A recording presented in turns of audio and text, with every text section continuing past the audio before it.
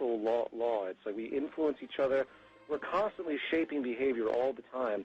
For example, to change the subject slightly, but still within the same context, if you run into somebody that has problems and you help them out, as opposed to, say, abusing them or manipulating them, two very different things are being implanted in that particular person. If you go up to somebody that's in a weak position and you take advantage of them, which is very common in our society, whether it's a business type thing, if a company is going bankrupt and then they're absorbed by some other company, or you see a person on the street that has something really nice that they have to sell because they're poor, and rather than you giving them what you think the real value would be, you take advantage of their disposition and you give them virtually nothing because you know how desperate they are.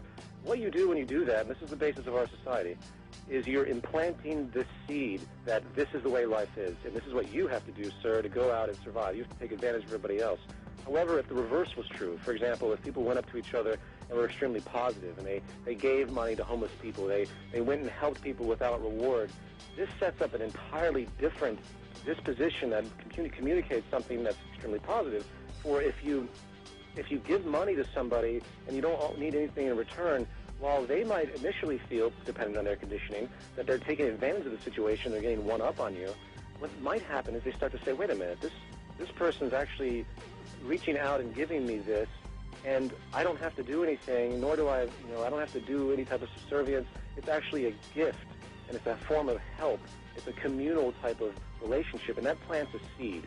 And this is very important, I think. Every moment of our lives, we are affecting the behavior of society.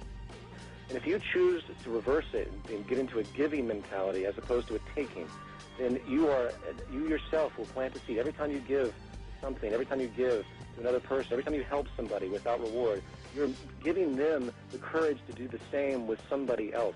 And this is the real secret to how this type of transition, this type of change can happen in society, where we get out of this domineering type of manipulation. Because in the end, it's always self-preserving in the long run. For example, if there's a homeless person on the street and I see that they might have a criminal propensity, they're starving, if I help them, that reduces the probability of them moving into criminal behavior because of their environment.